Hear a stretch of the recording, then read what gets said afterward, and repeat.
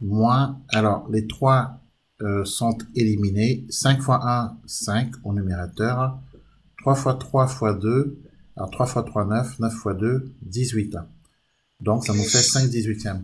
Alors, il y a une différence entre 5 18e et 15 56e. C'est mieux de travailler avec 5 18e, évidemment. Donc Oui. ensuite, qu'est-ce qu'on fait? Comment on fait qu'est-ce qu'il faut faire pour soustraire, soustraire deux fractions? Euh, on met le même dénominateur. Tout à fait. 9 et 18. Alors, très bien. Comment on fait pour réduire au même dénominateur? Là, on fait 9 fois 2. Tout à fait. Et donc un fois 2 aussi. Oui. Voilà. Ce qu'on applique au dénominateur, on doit également l'appliquer au numérateur. On est bien d'accord. Donc du coup, 1 fois 2, 2. 2 fois 9, 18. Moins 5 18e. Alors comment on soustrait à ce stade? Qu'est-ce qu'on doit faire? On fait 2 moins Oui, 5 très bien. Donc on sur soustrait les... 18. Tout à fait, on soustrait les numérateurs et on ne touche pas au dénominateur. 2 moins 5, c'est égal à quoi? 3. Moins 3. Moins 3. Vous avez droit à la calculatrice hein, en classe, lors des contrôles. Vous avez droit ou pas? Oui. Ah, donc il faut t'en servir. Hein. Si vous avez droit, tu t'en sers. Et donc normalement, euh, il ne doit pas y avoir d'erreur si vous avez droit à la calculatrice. Donc tu prends la calculatrice. Quand on n'est pas sûr de ce qu'on avance, on prend sa calculatrice, on calcule. Donc 2 moins 5, moins 3. Donc du coup, moins 3 sur 18. OK? Alors, est-ce qu'on s'arrête là? Bah ouais. Non. Non, parce qu'on peut encore simplifier. 3, c'est 3 fois 1. 18, c'est 3 fois 6. On peut encore se débarrasser des 3. D'accord? Et on peut encore se débarrasser des 3. C'est exactement comme ce qu'on a fait plus haut, simplifier avant d'effectuer. Donc, on peut encore simplifier là. Hein. Donc, on se débarrasse des 3. Résultat, grand A égale moins 1 sixième. OK? Ok. Voilà. Grand B. Grand B, alors je te rappelle que ce sont exactement les exercices que l'on donne le jour du brevet. Hein. Euh, pour les activités numériques, en général, ces activités se présentent sous cette forme-là. Donc grand B égale racine carrée de 48 moins 3 racines carrées de 12 plus 7 racines carrées de 3. Alors, on nous demande d'écrire grand B hein, sous la forme A racine carrée de 3. D'accord? Donc, on recherche la forme A racine carrée de 3. Alors, techniquement, pour retrouver la forme A racine carrée de 3, à moins que tu aies une idée, est-ce que tu as une idée de comment on s'y prend? Sinon, je t'explique la technique. Non, je sais pas. Très bien.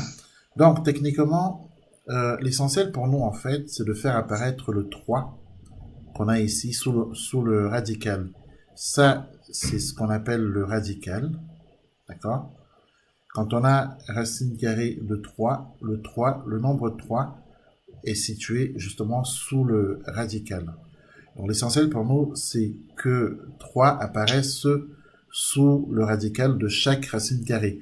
On a 3 racines carrées au total. Hein. Donc l'essentiel, c'est de faire apparaître ce 3 sous le radical de chacune de ces 3 racines carrées. Alors, maintenant, comment on s'y prend?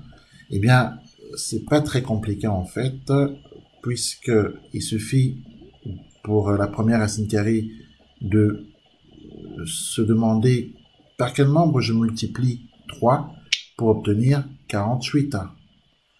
Et pour la deuxième racine carrée, par quel nombre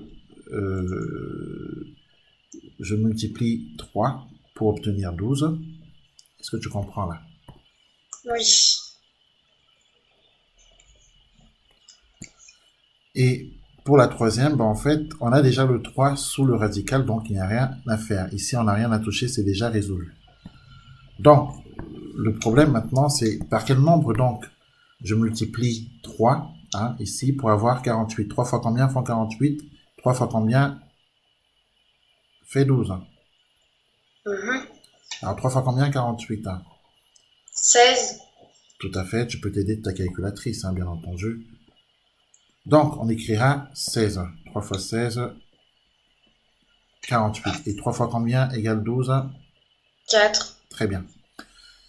À ce stade, une fois qu'on a réalisé ça, il suffit pour nous, après, de penser à la formule de la racine carrée d'un produit.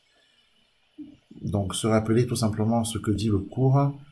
Le cours nous dit que la racine carrée de A fois B, bah, c'est en fait la racine carrée de A fois la racine carrée de B. Donc, quand on a racine carrée de 16 fois 3, c'est en fait égal à racine carrée de 16 fois racine carrée de 3. Est-ce qu'on est d'accord? Oui. Très bien. Donc, moins 3 fois... Alors, est-ce qu'on est d'accord que précisément ici précisément, on a un fois. C'est moins 3 fois racine carrée de 4 fois 3. Donc, du coup, on a donc moins 3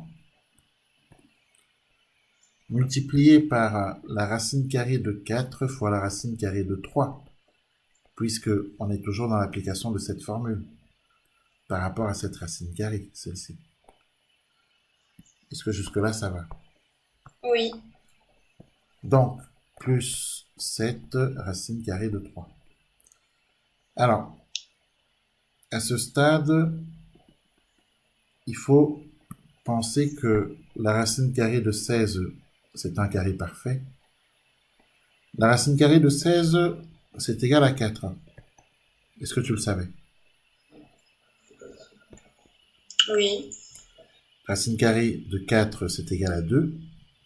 Alors, de façon générale, on a ce qu'on appelle les racines carrées parfaites. Les racines carrées parfaites sont les suivantes. Racine carrée de...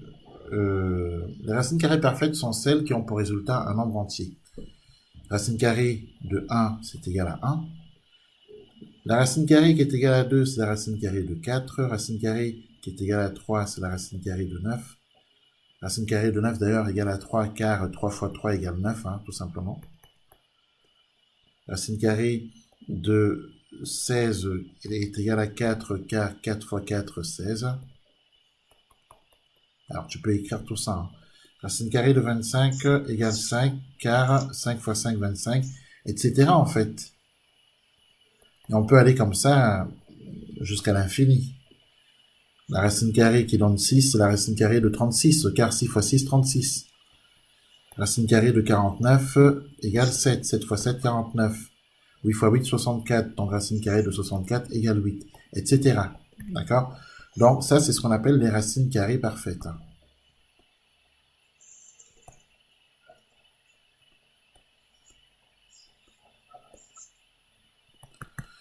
Et il se trouve justement qu'on a deux racines carrées parfaites. Racine carrée de 16 est une racine carrée parfaite, racine carrée de 4 également. Donc on va justement s'en servir, on va se servir de cette possibilité. Donc comme on sait que racine carrée de 16 donc, est égale à 4, hein, c'est marqué ici, eh bien on va remplacer racine carrée de 16 par 4. Racine carrée de 3, ce n'est pas une racine carrée parfaite. Quand on regarde les racines carrées parfaites, racine carrée de 3 n'en fait pas partie. Racine carrée de 5, racine carrée de 6, racine carrée de 7, racine carrée de 8 ne sont pas des racines carrées parfaites. Racine carrée de 10, de 11, de 12, de 13 jusqu'à 15 ne sont pas des racines carrées parfaites. On ne peut pas les simplifier en fait. Donc, du coup, racine carrée de 3 n'étant pas une racine carrée parfaite, on la laisse telle qu'elle. Ensuite, moins 3 fois la racine carrée de 4 qui, elle, est une racine carrée parfaite, puisqu'elle a pour résultat un nombre entier Et c'est 2, on va donc remplacer par 2.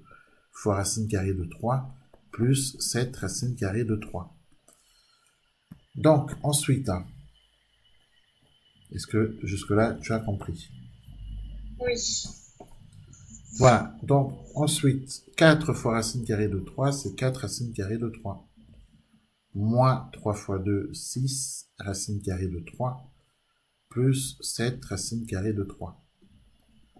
Voilà, on a réussi à faire ce qu'on nous a demandé, c'est-à-dire écrire sous la forme des racines carrées de 3.